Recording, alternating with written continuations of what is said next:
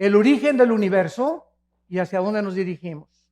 Desde la época de la gran filosofía de la época de oro de los filósofos, 165 años antes de Cristo, Platón, Demóstenes, Sócrates, trataron de buscar por siempre qué es el hombre. Y la filosofía es la búsqueda de la verdad. ¿Qué es el hombre? ¿Quiénes somos realmente nosotros? ¿Somos animales? ¿Realmente somos el producto de una selección natural y el producto de una evolución, como postuló en su libro Carlos Darwin en el libro de las especies? Un libro que tú lo abres y lees esto. Quizá, chance y, puede que, no estoy seguro, a lo mejor. Todas estas frases no son científicas. Y al acabar el libro El origen de las especies, jamás él menciona el origen de las especies. Qué contradicción, ¿verdad? Si yo voy a hacer un libro, El origen de los leones, y acabo diciendo que yo tampoco sé dónde vienen los leones, por favor, por el amor de Dios, no le pongas el origen de los leones. Busca la búsqueda de los leones como título, pero no el origen de los leones. Y así estamos en un mundo, damas y caballeros, de confusión, de filosofías, hipótesis, especulaciones, será, no será. Por todos lados hay una gran confusión filosófica, religiosa, política actualmente en el mundo. El mundo nunca había estado tan confundido como se encuentra actualmente en el siglo XXI. Después de haber pasado el siglo XX, que fue el siglo con los avances más grandes tecnológicos, los descubrimientos científicos más grandes de la historia fueron en el siglo XX. Y a pesar de que el hombre se ensoberbeció en el siglo XX y llegamos a la luna, inventamos la época cibernética, la computadora y las plataformas espaciales, etcétera, etcétera, nunca en la historia había habido tantos ateos como en el siglo XX. Antes del siglo XX, Blaise Pascal, físico matemático francés, era cristiano. Isaac Newton, cristiano. Louis Pasteur, Alberto Einstein. Y las más grandes mentalidades que ha habido eran personas que tenían la Biblia como su centro de estudio y a Jesucristo como su Señor y Salvador. Como dijo Wernher von Braun, el que mandó el cohete a la luna en 1969, director de la NASA. Este hombre científico, Wernher von Braun, dijo las palabras: yo no me atrevería a ser un padre, a ser un hijo, a ser un ciudadano, ni buscar ni especular el origen de la vida y el origen del universo sin tener la Biblia y a Jesucristo como mi Señor y Salvador. Pero, ¿qué es lo que le sucedió al ser humano? Vuelvo a repetir, la Biblia dice que se ensoberbeció. Y como la Biblia nos muestra que Dios creó al ser humano como un ser libre, somos agentes morales, responsables de nuestras acciones, si somos el resultado de los animales, por eso los muchachos en la escuela se portan como changos también. Cuando se les comienza a enseñar que venimos de los animales, no hagas lo que este padre de familia le dijo a un muchacho hace poco en una universidad. Oye, hijo, le dijo el hijo al papá, ¿tú crees en Dios, papá? Y el papá le contestó, no, yo no creo en Dios. Y le dijo entonces el hijo, entonces, ¿por qué me exhortas a no fumar marihuana? ¿Sabes una cosa? Si tú no crees en Dios, tú no tienes ninguna base moral para poder decirle que lo que yo estoy haciendo es bueno o es malo, porque yo hago mis propias leyes. Yo quiero endiosarme igual que tú, padre. Claro que el hijo se estaba burlando de su papá, pero este es al punto donde se llega de la increíble confusión que existe de los famosos hombres o mujeres o maestros en las universidades que llenan actualmente las universidades del mundo diciendo a los estudiantes que son ateos y que no existe absolutamente nada. Y esta es la razón de tanta confusión, donde ya el mundo perdió la brújula. El matrimonio se está redefiniendo. Lo que durante miles de años fue un hombre y una mujer, ahora se cambia el matrimonio y ahora no es entre un hombre y una mujer. Es el síntoma más grande de descomposición social, damas y caballeros, a la que el mundo se está enfrentando. Y estamos como las ranas, cuando la metes a una rana a una olla con agua fría y le prende la estufa, la rana, en lugar de que brinque cuando comience a hervir el agua, haz el experimento llegando a tu casa, ahí se va a quedar la rana en la olla hervida, porque su sangre se adapta a la temperatura del agua. Así estamos pasando nosotros, estamos tomándolo todo como normal, nos estamos adaptando a la nueva moral y estamos aceptando que es normal y la Biblia dice que no es normal, como lo vamos a ver a continuación. Muchos critican de por qué si Dios existe tiene que juzgar a los hombres algún día. Te voy a decir la respuesta si eres ateo, escéptico o agnóstico. Porque si no hay una vida después de la vida y no hay un juicio después de esta vida, no hay más que dos opciones. Una, perdemos totalmente la esperanza, y dos, vamos a vengarnos nosotros mismos. Si no hay absolutamente justicia después de la vida, entonces todos los nazis que asesinaron a casi 6 millones de personas y que murieron, el grupo de ISIS que está en el Medio Oriente ahorita, que están matando a cientos, miles de cristianos, degollándolos, y mueren de un bombazo de repente, y dices, pues qué fácil, ¿verdad? ¿Sabes una cosa? Te equivocas. La Biblia dice que hay un juicio que viene cuando tú mueras y cuando yo muera. Y este juicio somos salvados cuando ponemos nuestra fe en una cruz, donde el Hijo de Dios dio su vida para dar su sangre y decirnos estas palabras. De verdad les digo que cualquiera que oye mi palabra y crea al que me envió, no vendrá a condenación. No pasará por este juicio porque ha pasado de la muerte a la vida. Juan 5:24. Los que traigan su Biblia en esta mañana, los invito a que la abran en el libro de Apocalipsis, capítulo 20. Apocalipsis, capítulo 20. El libro de Apocalipsis fue escrito hace 2000 años por el último de los sobrevivientes de los apóstoles de Jesucristo, llamado el apóstol Juan. Este hombre, Juan, tenía 95 años de edad, exiliado por el emperador romano en la isla de Patmos.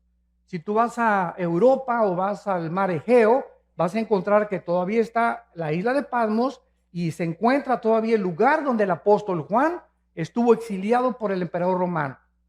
El apóstol Juan tenía como 95 años de edad y nos imaginamos tal vez que ya estaba, bueno, para eso fui cristiano, colgando con cadenas. Los exiliados políticos del gobierno de Roma no les quitaban la ropa. Al llegar a la isla y al exiliarlos, les colgaban las cadenas y no les volvían a quitar la ropa. Ahí se hacían excremento y todas sus necesidades. Imagínense ustedes nada más a los 3, 4 días de estar así, cómo podrían morir estas personas sin ninguna misericordia del pueblo romano. Entonces Juan, a los 95 años de edad, va caminando por la playa. Todo eso se encuentra en el capítulo 1 de Apocalipsis, y oye una voz atrás de él que le dice: yo soy el primero y yo soy el último. Yo soy el alfa y yo soy el omega. Yo soy el que tengo las llaves del infierno y las llaves de la vida. Y yo soy el que estuve muerto, mas he aquí que vivo por los siglos de los siglos. Y cuando Juan voltea, ve a una entidad espiritual brillante, con el pelo blanco como la nieve, los ojos refulgentes como las llamas, con un vestido de lino que le llegaba hasta los pies, con un cinturón que le ceñía la cintura de oro, con los pies refulgentes como el bronce bruñido, y le contesta el Señor Jesucristo: yo soy Jesús, el que estuve muerto, mas he aquí que vivo. Quiero que escribas, Juan, lo que va a ser, lo que ha sido y lo que será. Y así es como tenemos nosotros el libro, los 22 capítulos del libro del Apocalipsis, que contiene el final de la raza humana, que nos muestra claramente los avances tecnológicos como la marca del 666, que el anticristo va a ponerle muy pronto a la humanidad. ¿Cómo pudo la Biblia adelantarse, damas y caballeros, de que se iba a escribir hace 2000 años, que vendría el tiempo en que la economía del mundo se tendría que controlar por computadoras si no se hubiese inventado las computadoras? ¿Quién le reveló al apóstol Juan que vendría el tiempo que solamente con computadoras puedes controlar una marca y marcar a más de 7.5 billones de personas que estamos ahorita en el planeta Tierra? La Biblia es increíblemente demostrando las evidencias profundas que existen de que es un libro sobrenatural. En el capítulo 20, que es el capítulo que nos concierne en esta mañana, encontramos estos versículos del 11 al 15. Y dice así: y vi un gran trono blanco y al que estaba sentado en él, de delante del cual huyeron la tierra y el cielo, y ningún lugar se encontró para ellos. Y vi a los muertos, grandes y pequeños, delante de Dios. Y los libros fueron abiertos. Otro libro fue abierto, el cual es el libro de la vida. Y fueron juzgados los muertos por las cosas que estaban escritas en los libros según sus obras. Y el mar entregó los muertos que había en él.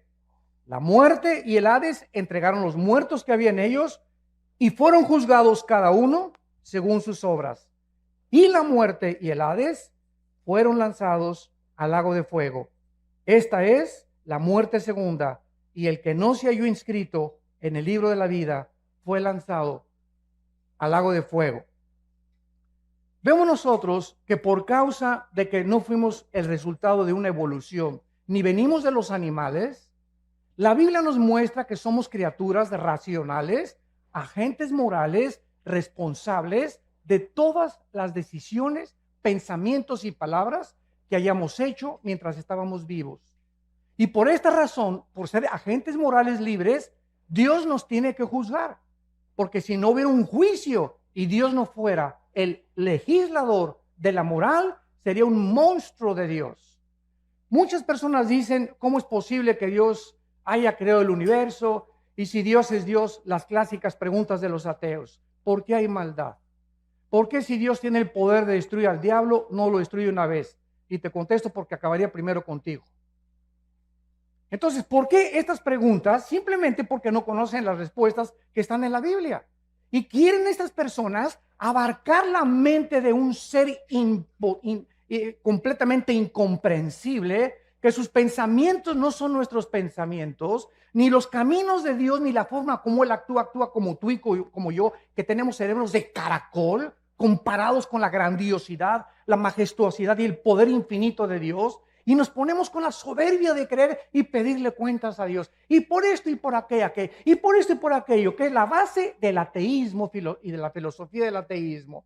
¿Por qué esto y el otro? Porque su mente no comprende estas cosas, en su bitácora concluyen, ¿verdad? Pues como yo no entiendo por qué está pasando, y si yo fuera Dios, hago a un lado a Dios y descarto a Dios de mi vida. Porque intelectualmente no puedo aceptar un Dios con estas condiciones. ¿Qué cosa más terrible? Y quiero decirles que antes de que yo fuera cristiano era ateo. Yo profesé el ateísmo durante 7 años. Y formé parte del Partido Comunista Mexicano. Y comprendí la teoría de Hegel, la dialéctica materialista. Y mi héroe era Nikolai Lenin desde la Revolución Rusa Bolchevique en 1917. El Che Guevara tenía un inmenso póster arriba de mi cama del Che Guevara, etcétera, etcétera. Porque como todos los jóvenes idealistas, buscamos siempre identificarnos con algo. Yo quería entregarle mi vida a alguna cosa que valiera la pena, una revolución armada. Vamos a cambiar esto, vamos a un gobierno utópico, es lo que estaba buscando, porque no hay ningún sistema de gobierno, llámese socialismo, comunismo, democracia, que es el mejorcito de los gobiernos, pero tampoco es perfecto. No existe un gobierno porque el ser humano, dice la Biblia, somos seres imperfectos. Entonces luchamos contra algo que queremos cambiar porque traemos la eternidad en el corazón. Buscamos la justicia todos, buscamos la verdad, buscamos algo con que identificarnos que valga la pena. Estamos hartos de tanta hipocresía, de tantas cosas en el mundo. ¿Por qué? Porque fuimos hechos a la imagen y semejanza de Dios. Jamás he visto un grupo de conejos preocupados, ni de changos tampoco buscando el universo, de dónde vengo, quién soy, a dónde me dirijo. ¿Por qué? Porque estas son características únicas, peculiares, que Dios derramó en el ser humano. Vemos en primer lugar que el apóstol Juan dice lo siguiente: vi un gran trono blanco y al que estaba sentado en él. Dice la Biblia que hay un trono. Un trono es un símbolo de autoridad y de gobierno. Hay un ser en el universo, en algún lugar en el universo, donde Él está gobernando el universo con el poder de su palabra. Y este Dios que está sentado ahí en su trono, dice Juan que Él lo vio, porque Juan fue sacado de espiritualmente su espíritu. La Biblia dice que somos espíritu, que tenemos un alma y que vivimos dentro de un cuerpo. No hay ningún libro que te pueda decir de qué está formado el ser humano. Freud quiso penetrar en la mente subconsciente creyendo que el ser humano, en la psique se encontraba su problema, y trató de hipnotizar a los pacientes enfermos con histeria y con paranoias y con esquizofrenias, etcétera, etcétera, y tratar de inconscientemente traerlos al consciente para que su subconsciente fuera sanado. Sin embargo, Freud se enfrenta solamente a la mente. Ese fue su grande fracaso. El problema del ser humano es mucho más profundo que la psique, que la mente. Y la Biblia nos dice, el problema del ser humano es espiritual. El hombre es espíritu, tú eres espíritu y yo soy espíritu. Tenemos un alma, el alma es la mente, las emociones, los sentimientos y la voluntad. Y vivimos dentro de un envase, este cuerpo que todos los días se deteriora y perdimos millones de células cada día y que cada vez envejecemos. Es un cuerpo completamente que va a desaparecer y nos van a enterrar en la tumba o que te cremen, no importa cómo acabemos en la panza de un tiburón o un temblor, no importa cómo el cuerpo muera. Jesucristo dijo, yo soy la resurrección y la vida. Y quiero decirte que no importa a la edad que mueras, ni cómo mueras, te voy a volver a levantar, como levanté a Lázaro cuando le dije, Lázaro, que tenía 3 días descompuesto su cuerpo, donde las neuronas del cerebro estaban completamente ya destrozadas, donde la sangre ya no estaba circulando, estaba ya casi coagulándose. El espíritu entra dentro de Lázaro y sale de la tumba para demostrarnos que solo Cristo, no Buda, ni Mahatma Gandhi, ni el gurú Maharishi Kachi Marrakakachi, ni el Dalai Lama, que el Dalai Lama le dijo en 1992 al Papa Juan Pablo II que él era Dios. Me acuerdo que yo mandé un correo a la embajada china y le dije al Dalai Lama, si usted es Dios, díganos cuándo va a resucitar. Anúncienos, si usted es Dios, tiene el pulso de la vida. Y solo hay un nombre que anunció con anticipación, el Hijo del Hombre será entregado en manos de pecadores y resucitará a los 3 días. Y así fue, cuando Él resucita, era el sello de Dios de que Él era el Hijo en el cual Dios tenía su complacencia. Y la Biblia dice, a Él oíd. Y desde ese momento, cuando yo supe eso, me di cuenta que era la única persona que valía la pena oír y que dijo, yo soy el camino, la verdad y la vida. Había estudiado yo a Buda, a Mahatma Gandhi, al Dalai Lama, a Confucio, a Zoroastro, a los gurús, etcétera, etcétera. Había estudiado todos los líderes filósofos y religiosos que ustedes ponen a enunciar y comparé todos los libros, el Tripitaka de Buda, el Zoroastro, los Vedas de los persas, el Corán de los musulmanes, todos los libros sagrados los comparé con la Biblia y a todos los líderes sagrados los comparé con Jesucristo y ni siquiera pude atreverme a decir que había alguna comparación. Ningún libro sagrado contiene la información de la Biblia, ninguno de los líderes que han existido en el mundo ni siquiera se puede atrever a compararse con la vida inmaculada, preciosa, maravillosa, celestial del Hijo de Dios, Jesucristo. Este juez, dice la Biblia en el libro de Hechos, capítulo 10, que será Jesucristo. La Biblia lo anunció con muchos años de anticipación con estas palabras. Como Dios ungió con el Espíritu Santo y con poder a Jesús de Nazaret, y como éste anduvo haciendo bienes y sanando a todos los oprimidos por el diablo, porque Dios estaba con él.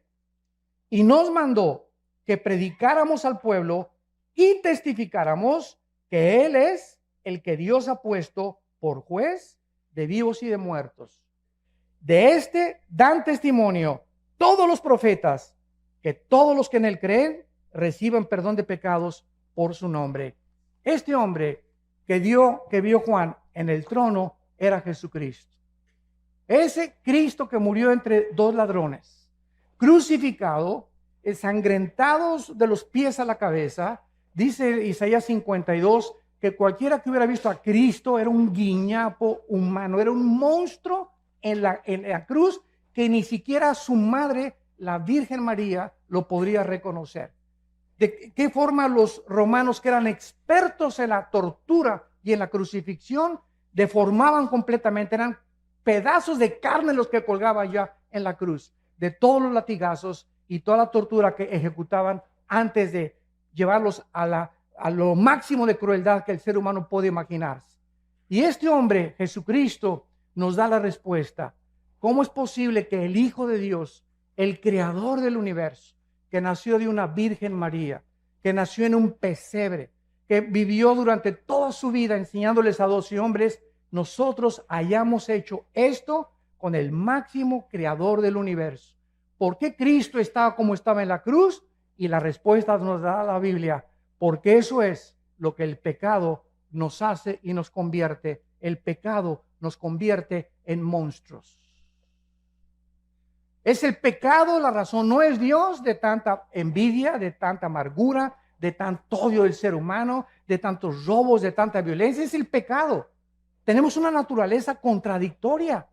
Tú le preguntas a una persona que fuma, oye, compadre, ¿por qué fumas? ¿Que no sabes que el cigarro te destruye los dientes, las encías, la laringe, la tráquea, el esófago, los pulmones, los alvéolos pulmonares, todo? Y te contesta, pues sí, compadre. ¿Y no ves que la cajetilla dice, este producto no sirve para la salud? ¿Por qué lo sigues haciendo?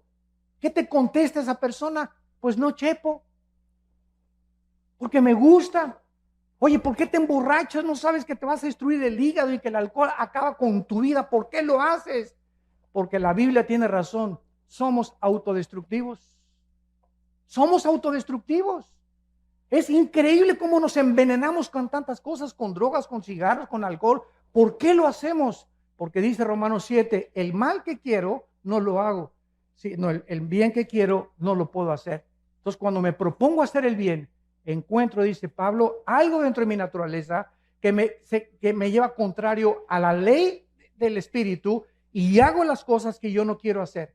Yo no quería adulterar, yo no quería fumar marihuana, yo no quería hacer esta cosa, pero dentro de mí había algo que me decía, hazlo, adultera, fornica, vete con un hombre, vete con una mujer, porque estamos continuamente destruyendo nuestra alma.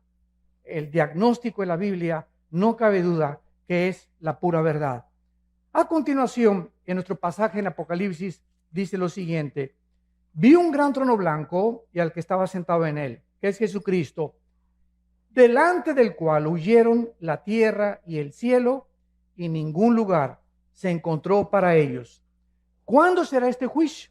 Es la segunda pregunta que vamos a contestar. La primera es Jesucristo, Él va a ser el juez, el que murió en la cruz y resucitó de los muertos, del cual tú te burlaste, del cual tú te reíste, del cual tú creíste mejor a Carlos Darwin que a Jesucristo. Qué increíble, ¿verdad? Tú creíste más a Carlos Marx que a Jesucristo. Le creíste más al Maharaji Tachi Marakaji que a Jesucristo. Le creíste más a Mahatma Gandhi que a Jesucristo. Es increíble. A pesar de las evidencias increíbles que tiene la Biblia y Jesucristo. Pero esta es la condenación, que la luz vino al mundo y los hombres no aman la luz ni la verdad. Tú amas las tinieblas y prefieres en tu soberbia y en tu orgullo creer más a hombres como Marx, como Freud, como Mahatma Gandhi, que fueron hombres, algunos ilustres, pero no le has querido creer a aquel que dijo, yo soy el camino, la verdad y la vida. Yo soy el camino, la verdad y la vida. ¿Y Jesucristo es lo que él dijo ser? ¿O es el ser más psicópata, esquizofrénico, maníaco, depresivo que pueda haber existido en la humanidad? Porque nadie se ha atrevido a decir, yo soy la verdad absoluta del universo entero. Y en mí están encerrados todos los secretos de la sabiduría y del conocimiento. Este tiempo será cuando desaparezca este planeta y el universo. Dice la Biblia en el libro de Isaías, en el Antiguo Testamento, profetizando que iba a desaparecer el mundo donde vivimos con estas palabras. Porque aquí, Isaías 65, 17, yo crearé nuevos cielos y nueva tierra, y de lo primero no habrá memoria, ni más vendrá el pensamiento. En otras palabras, esto te contesta la pregunta, oiga, y cuando llegue al cielo, si no está mi perro Fido conmigo, ¿no lo voy a extrañar? ¿Y si no está mi abuelita conmigo? ¿Y si no están mis hijos conmigo en la otra vida? ¿Y si mi esposo y a los que yo amé se van al infierno y yo me voy al cielo? ¿Tú crees entonces que el cielo sería un lugar de completo descanso y de completo reposo y completa paz si tuviéramos esos sentimientos que tenemos aquí abajo en la tierra? ¿Por qué pensamos así? Porque creemos que vamos a tener la misma mentalidad que tuvimos aquí en el mundo. Pero cuando vayamos al cielo, Jesucristo dijo una vez que le tocaron la puerta y que estaba enseñando a sus discípulos, Señor, en la puerta está tu mamá y tus hermanos. Le tocaron la puerta. Y volteó Jesucristo y les dijo, ¿verdad? Pasen, les dijo que pasaran. No, no les dijo eso, ¿verdad? ¿Por qué su mamá y sus hermanos no entraron al estudio bíblico? ¿Por qué no entraron? ¿Por qué no se juntaban y lo seguían como lo siguieron 12 apóstoles? Entonces Jesucristo no fue a recibir a su mamá ni a sus hermanos, sino que se volteó a los discípulos y les dijo, mi madre y mis hermanos son ustedes los que hacen la voluntad de mi Padre. Entonces, en el cielo, nuestros padres y hermanos que tuvimos aquí no necesariamente van a estar con nosotros. Va a haber nuevas familias, de acuerdo a Isaías 65 y Isaías 66. Y ya no habrá más memoria de tu perro, ni de tu novia o de tu exesposa. Pero hay algo que es también importante. Las familias, de acuerdo a Isaías 65, las familias que en esta vida fueron todos cristianos y los hijos cristianos, seguiremos viviendo como familia en la otra vida. Porque dice la Biblia, tu descendencia será bendita, que son nuestros hijos. Salmo 112, versículo 2. Bienaventurada la generación de los justos, porque será bendita por toda la eternidad. Entonces, este tiempo será cuando los cielos y la tierra desaparezcan. Imagínense ustedes, ahí van a estar en este juicio todos aquellos que creían que en este mundo estaba realmente todo lo que ellos querían. Será desintegrado, se fundirán los elementos y aquí va a estar lo que tú creías. Ahí van a estar tus tierras, ahí va a estar tu droga, ahí van a estar tus amantes, todo este mundo que muchos aman y que quieren aquí poder y que quieren publicidad y que quieren aquí ser reyes y Miss Universo y Miss Colombia y diputados y gobernadores y llegan hasta la arriba de la cumbre, y mientras más alto subas sin Dios, más alto caes. Es el problema de los que llegan a la cumbre, artistas, cantantes, deportistas, llegan a la cumbre y algo les pasa. No fuimos hechos para llegar a la cumbre, para recibir tanto aplauso y tanto amor y tanto honor sin descomponernos. La naturaleza humana se descompone con los halagos, con los barberos detrás de ti. Te descomponen porque el ego es muy grande de nosotros. Entonces, cuando un político sube hasta arriba y un gobernante sube hasta arriba y un deportista y un artista como Michael Jackson, Elvis Presley y te nombro cientos, acaban drogados, como Prince, acaban drogados, acaban degenerados sexualmente, acaban completamente o se suicidan o se quitan la vida porque no soportan estar allá arriba. Mientras más altos suben, más rápido nos descompone las alturas. Solo Dios puede darnos el poder de llegar a algún lugar en la cumbre con Él, porque le damos la gloria a Él. Y cuando no es así, vemos cómo se descompone el ser humano. Vemos a continuación que la Biblia nos muestra que ningún lugar se encontró para los incrédulos. Estas personas van a ver en este juicio donde vivieron. Van a ver así el mundo que va a desaparecer, donde tenían su esperanza, el mundo donde se divirtieron y se burlaron de Dios, el mundo que creyeron que significaba todo para ellos.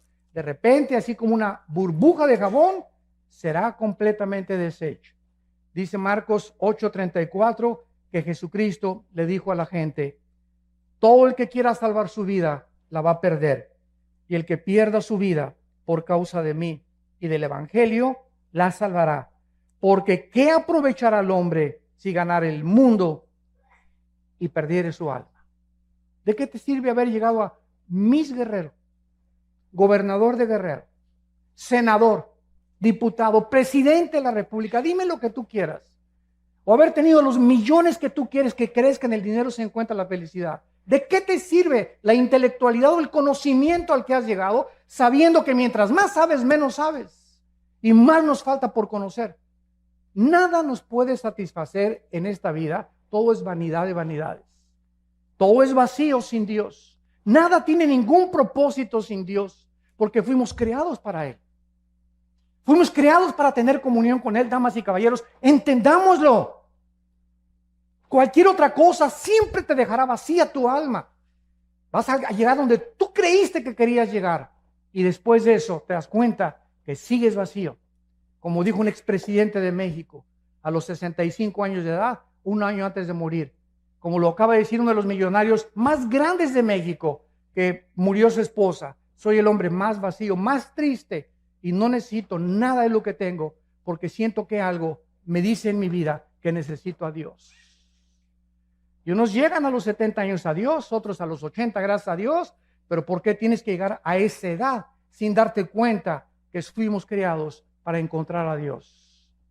Para que Él nos ayude a ser hombres, mujeres, para que nos ayude en nuestro matrimonio, para que sepamos cómo educar a nuestros hijos, cómo administrar nuestros negocios, cómo vivir en la vida, a qué darle prioridad en la vida, si es a mi esposa o a mis hijos o a mi trabajo. Y cuando buscamos a Dios, primero y sobre todas las cosas, todas las demás cosas nos son añadidas. Vemos en segundo lugar, que dice Apocalipsis 20, versículo 12, y vi a los muertos, grandes y pequeños, delante, de pie ante Dios. Aquí no está hablando de los altos y los chaparritos.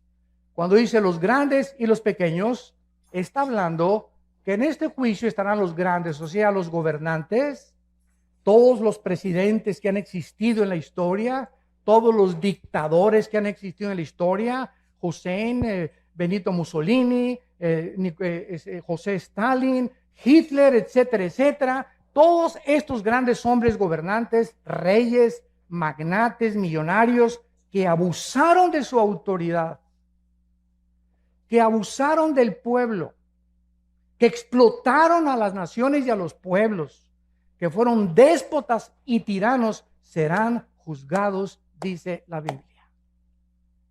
Así que no tenemos por qué perder la esperanza ni por qué tomar venganza.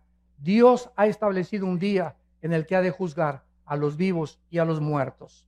Pero también dice a los pequeños. ¿Quiénes son estos? Los esclavos, sirvientes, trabajadores, campesinos e indígenas también. Los más exaltados y también los que están hasta abajo. Nadie se le va a escapar al juicio de Dios.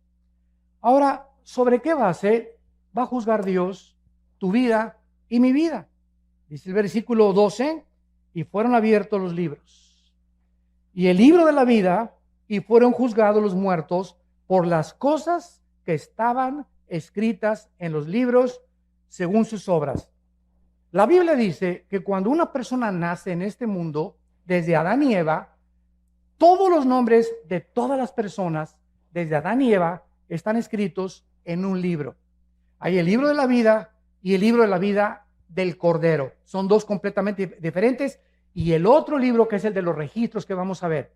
En el libro de la vida están escritos todos los seres humanos. Todos los que rechazaron a Cristo serán borrados del libro de la vida. Todos los que en el libro de la vida han recibido a Cristo son pasados al libro de la vida del Cordero. Veamos esta verdad en Apocalipsis capítulo 13. Y dice así, en Apocalipsis capítulo 13, hablando acerca del anticristo y de todas las personas que él va a perseguir, dice el versículo 8, y lo adoraron, o sea, el anticristo, todos los moradores de la tierra, cuyos nombres no estaban escritos en el libro de la vida del Cordero, que fue inmolado desde el principio del mundo. Estuvieron escritos en el libro de la vida de Dios, del Padre, pero no en el libro de la vida del Cordero. Tú eres inscrito en el libro de la vida del Cordero cuando recibes a Cristo como tu Señor y como tu Salvador. Ahora, cuando alguna persona va a ser juzgada, vemos nosotros que vamos a ser juzgados, dice aquí, por las obras. Y estos libros, si lo notas bien, dice así: si alguno tiene oído, oiga, porque estas personas serán juzgadas por las cosas escritas según sus obras. En otras palabras, no todos los seres humanos tendrán el mismo castigo. Esto lo podemos ver en un ejemplo que Cristo hizo en Mateo capítulo 11, hablando de dos ciudades. Cristo dijo en Mateo 11, 21 al 24, ay de ti Corazín y de ti Betsaida, porque si en Tiro y en Sidón se hubieran hecho los milagros que han sido hechos en vosotras, tiempo ha que se hubieran arrepentido en silicio y ceniza. Por tanto les digo que en el día del juicio, del cual estamos hablando, será más tolerable el castigo para Sidón y para Tiro y Sidón, que para ustedes. En otras palabras, La Biblia dice que las personas, aquí está otra respuesta, que nunca oyeron hablar de Cristo. Cuando yo voy a alguna universidad, a algún seminario teológico, siempre me lanzan las mismas preguntas. ¿Y qué de las personas budistas, musulmanes, indígenas que nunca oyeron hablar de la Biblia ni de Cristo? La Biblia tiene respuestas para cada cuestionamiento intelectual. La Biblia dice que las personas, Romanos 2, del 12 al 15, que murieron sin Cristo, van a ser juzgados por sus conciencias, de acuerdo a cómo contestaron a sus conciencias. Y nosotros y todos ustedes que están aquí en esta mañana y todos los que hemos oído la Biblia, seremos juzgados por este libro. Porque al que mucho se nos ha dado, mucho se nos va a pedir. Más te valió no haber venido a este desayuno. Te lo digo con todo mi corazón. Porque en el momento en que tú oyes la palabra de Dios, te haces mucho, mucho más culpable que una persona que nunca la oyó. Y esta es la condenación, que tú oyes la palabra y ves la luz delante de ti y dices, no la quiero. Hay otras personas que no tienen el privilegio que Dios te está dando en esta mañana de arrepentirte de tu vida y de tus pecados. Y la oportunidad de comenzar una nueva vida, como el testimonio que escuchamos, que solo Dios puede cambiarte. Pero las personas que nunca oyeron de Cristo serán juzgadas por sus conciencias. Por ejemplo, Sodoma y Gomorra fueron destruidas en 24 horas. El diluvio tardó 120 años, donde Noé, arrepiéntanse, 120 años Dios le dio a Noé y a esa civilización para que se arrepintieran hasta que vino el diluvio. A Sodoma y Gomorra le dio 24 horas. ¿Se dan cuenta ustedes? ¿Es Dios injusto? No. Simplemente los pecados de Sodoma y Gomorra son dos ciudades que llegaron y traspasaron donde Dios vio que no tenían regreso, que habían llegado a tal grado su depravación sexual que si no eran detenidos y no eran extinguidos del planeta Tierra, cundiría y se expandiría por todas las ciudades el pecado de la homosexualidad. Entonces, Corazín y Betsaida fueron dos ciudades en las que Cristo estaba enfrente de ellas. Y Cristo les dice, si otras ciudades que no me oyeron hubieran oído lo que ustedes oyeron, será más tolerable. No serán castigadas tanto como los voy a castigar a ustedes. Porque al que mucho se le da, mucho se le pide. Y tú y yo somos ante Dios culpables de lo que hemos oído en esta mañana. Vemos en el versículo 13, en Apocalipsis 20, y el mar entregó los muertos que había en él. Y la muerte y el Hades entregaron los muertos que había en ellos. Y fueron juzgados cada uno según sus obras. Dice la Biblia que va a haber dos tipos de resurrecciones. Juan capítulo 5. Los que hicieron lo bueno a resurrección de vida. Los que hicieron lo malo a resurrección de condenación. No hay más que dos juicios. Los que hemos recibido a Jesucristo, ya no vamos a ser en la muerte juzgados por nuestros pecados. Seremos juzgados por nuestras obras, nada más, sin perder la salvación. Para recompensas o rechazo de recompensas. Pero aquellos que fueron juzgados y que no resucitarán hasta la segunda resurrección, son los que menciona Apocalipsis 20, del 11 al 15, que es el pasaje que estamos estudiando. Entonces, la primera resurrección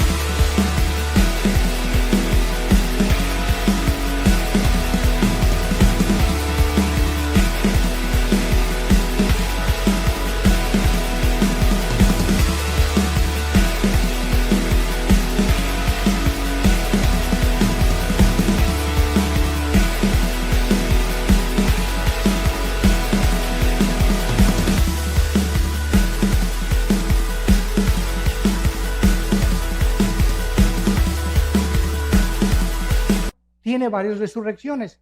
Primero fue Cristo, después los que estaban con él, que son las primicias, después viene el arrebatamiento de la iglesia, vamos a hablar mañana del arrebatamiento de la iglesia, después viene el arrebatamiento de los 144,000, la resurrección de los 2 testigos, la resurrección de los mártires de la gran tribulación y después la resurrección al final del milenio de los que entraron con cuerpos no glorificados y que van a resucitar antes de los cielos y la nueva tierra. Entonces, toda esta resurrección de los justos se llama la primera resurrección. Y la segunda resurrección, dice el versículo 14, y la muerte y el Hades fueron lanzados al lago de fuego. Esta es la muerte segunda. Damas y caballeros, la Biblia no considera la palabra muerte cesar de existir. La muerte en la Biblia significa separación. Entonces, cuando dice la Biblia que la muerte segunda vendrá a ellos, es porque tú vas a morir físicamente y yo también una vez. Y después de que tú mueras físicamente, vas a morir otra vez si eres lanzado al infierno. Tuviste 2 muertes y un solo nacimiento. El cristiano tiene 2 nacimientos, nací de mi mamá y nací del Espíritu Santo. Y moriremos una sola vez, físicamente. Porque al morir nos están esperando los ángeles para llevarnos a la presencia de Dios. Y no porque seamos buenos ni mejores que los demás, simplemente por haber creído en el nombre del Hijo de Dios. Y cuando lleguemos al cielo nos vamos a quitar las coronas, dice Apocalipsis 4, y se las vamos a dar a Cristo y le vamos a decir: Padre, no merezco ni la corona, porque por tu gracia y por tu misericordia nosotros somos lo que fuimos mientras estábamos en este planeta. Y saldrán del mar, dice la Biblia, todos los que murieron en los océanos Atlántico y Pacífico, el mar Mediterráneo, el mar Egeo, el Golfo Pérsico, los mares Rojos y Muerto, todos los que murieron en avionazos, hundimientos de barcos o que se los comieron los tiburones, van a salir del mar.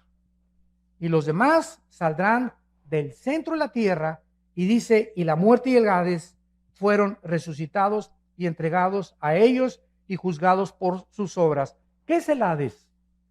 El Hades es una prisión en el centro de la tierra, donde si tú mueres sin Cristo, inmediatamente en segundos, desciendes al centro de la tierra. Es como una prisión temporal, donde estás esperando hasta después del milenio o del reino milenial de Jesucristo, vas a ser resucitado para presentarte a este juicio y juzgado por tus obras. El Hades es una prisión en el centro de la tierra, donde están únicamente los espíritus de los seres humanos desde Adán hasta nuestros días que rechazaron a Dios. El infierno es el lugar donde van a ser lanzados. Y cuando nosotros estudiamos la Biblia, nos damos cuenta que esta profundidad o esta prisión que se encuentra en el centro de la tierra, van a salir todos los que están ahí para ser presentados delante de Dios, los grandes y los pequeños. Y ahí estarán los dictadores, los reyes, junto con los indígenas, los esclavos y todos aquellos seres humanos que nunca les importó nada seguir a Jesucristo. Saldrán del mar, saldrán del Hades y serán castigados según sus obras. Y finalmente, dice la Biblia que todas aquellas personas que van a resucitar para presentarse delante de Dios, notas lo que dijo, y los vi parados delante de Dios. Y vi a los muertos de pie ante Dios. ¿Por qué vas a estar de pie? Porque en el día del juicio ya no hay oportunidad para que te arrepientas.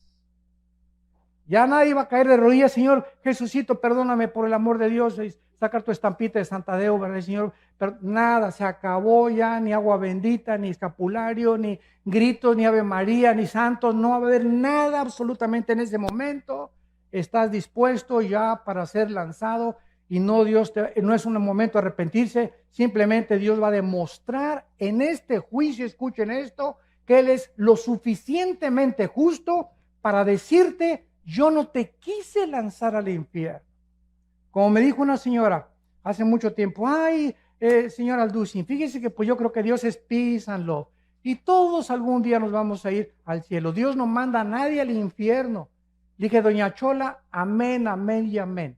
Dios no manda a nadie al infierno, ellos se van solitos. Porque de tal manera amó Dios al mundo que ha dado su Hijo unigénito. para que cualquiera de ustedes que en esta mañana crea en Él, no se pierda, mas tenga la vida eterna. En esta vida tú estás escogiendo.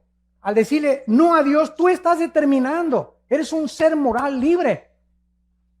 Dios nos amó de tal manera que dio su vida en una cruz por nosotros. Pero si tú te vas al infierno, Él no te va a lanzar al infierno. No habrá una sola persona en el infierno que antes no haya sido amada por Dios. Así que es el lugar donde tú estarás más a gusto. Porque si en esta vida no te gustó la santidad, ni estar con cristianos, ni seguir a Jesucristo, ni creer en la Biblia, en la otra vida te sentirías incómodo con nosotros. Es algo que nosotros tenemos que entender. Dios no puede forzar a nadie, ni violar la característica más grande que Dios nos dio, que es la libertad de escoger, el libre albedrío. ¿No quisieras tú en esta mañana venir a la cruz? Yo no te invito a que vengas a ninguna religión. El cristianismo no es una religión. Cristo no bajó del cielo a traernos otra religión de las miles de religiones que existen. Cristo bajó del cielo a traernos la vida eterna. Y esta es la vida eterna, que te conozcan a ti, al único Dios verdadero, y a Jesucristo al que tú has enviado. Y este es el testimonio que Dios nos ha dado, la vida eterna. Y esta vida está en su Hijo. El que tiene al Hijo tiene la vida. El que no tiene al Hijo, aunque seas católico o protestante o mormón o testigo de Jehová, no importa la religión que tengas. Si tú no tienes al Hijo, tienes una religión, pero no tienes la vida eterna. ¿Te das cuenta de la grande diferencia y de la ignorancia tan grande que hay por ignorar la Biblia? Que estamos satisfechos con una religión. Pues yo voy el domingo y me comulgo, o a mi iglesia, etcétera, etcétera, y de lunes a viernes me porto como el hijo del anticristo. Hago lo que me da la gana, ¿verdad? Total, que Dios me va a perdonar. ¡Cuánta ignorancia! ¡Qué susto te vas a llevar el día que tú te mueras! ¿Y cuántos de nosotros en esta mañana estamos seguros que amanecemos? Ninguno de nosotros. En el año 2001, 3,000 personas se levantaron en Nueva York y trabajaban en las Torres Gemelas. 3,000 personas se levantaron y le dijeron a su esposa: mi amor, nos vemos a las 12 para el lunch, nos vemos al mediodía. Se pusieron su corbata. Esas 3,000 personas, ¿quién se iba a imaginar que 2 aviones se iban a estrellar con unas Torres Gemelas y que era la última vez que a su esposa le decían te amo? ¿Estás tú seguro hoy en la mañana que te levantaste que no es tu último desayuno? ¿Una embolia cerebral, un ataque al corazón, una bala perdida, un accidente de tránsito? No tenemos comprada la vida, ninguno de nosotros. La Biblia dice: prepárate para encontrarte con tu Dios.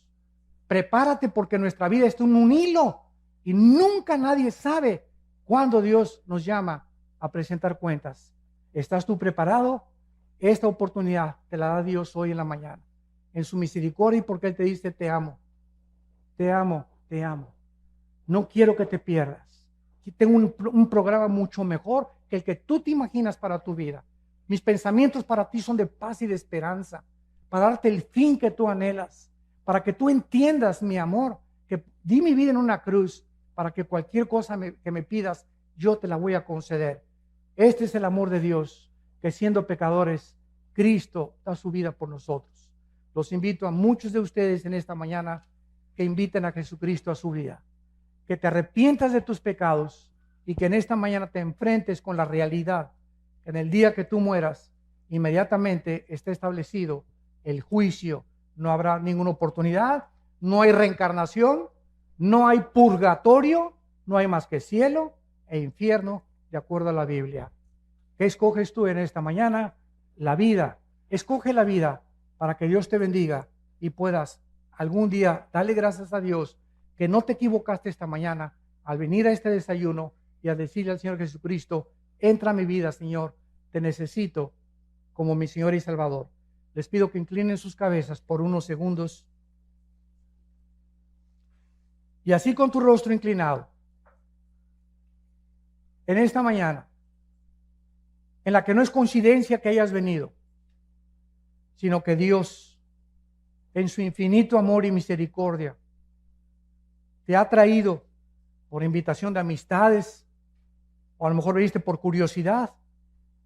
Esto se llama la providencia divina.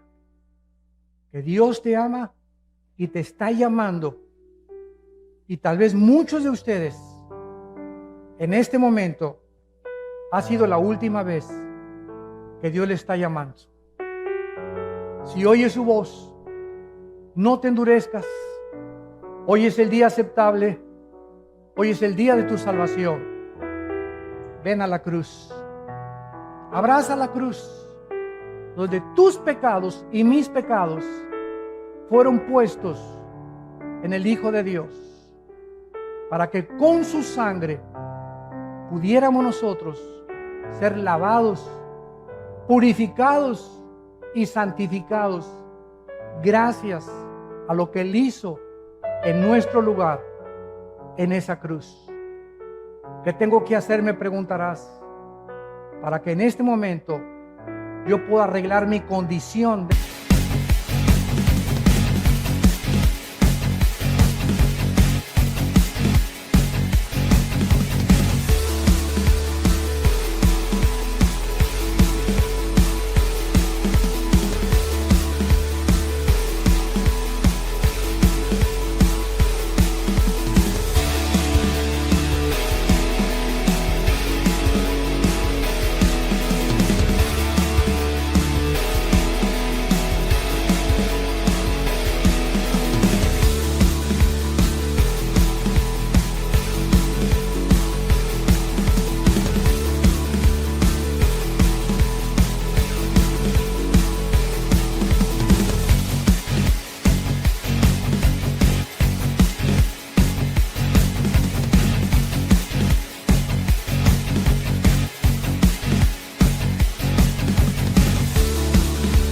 Delante de Dios, tú me puedes decir: es que yo soy un asaltante, yo soy secuestrador, he tenido 5 abortos, soy una prostituta, soy un homosexual, he engañado a 3 o 4 mujeres mis antiguos matrimonios, soy un adúltero, soy una adúltera.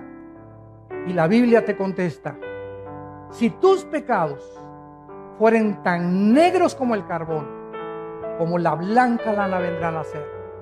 Si tú en esta mañana te arrepientes y entiendes que no tienes que dejar esa vida para venir a Cristo, ven cómo estás, y Él, al entrar a tu vida, te dará el poder de cambiar, de transformarte en una nueva criatura y darte el poder de la vida eterna. Ven cómo estás, tal como eres de pecador, y dile estas palabras con todo tu corazón: Señor mío y Dios mío, te pido perdón por mi vida, por mi soberbia intelectual, por mi vida de pecado. Ahora he comprendido claramente que no puedo seguir viviendo de esta manera, y que tú eres el único que puedes cambiarme, transformar mi manera de pensar y darme el poder de vivir para ti. Señor Jesús, creo que en esa cruz, con tu sangre, pagaste por mis pecados. Te invito en este instante que entres a mi vida. Te recibo como mi Señor y mi Salvador. Gracias por darme al Espíritu Santo como el poder para cambiar mi vida, vivir para ti, conocerte y adorarte en espíritu y en verdad. En el nombre de Jesús. Amén. Amén y amén. Gracias a Dios por este libro. Damas y caballeros, en medio del mundo que vivimos,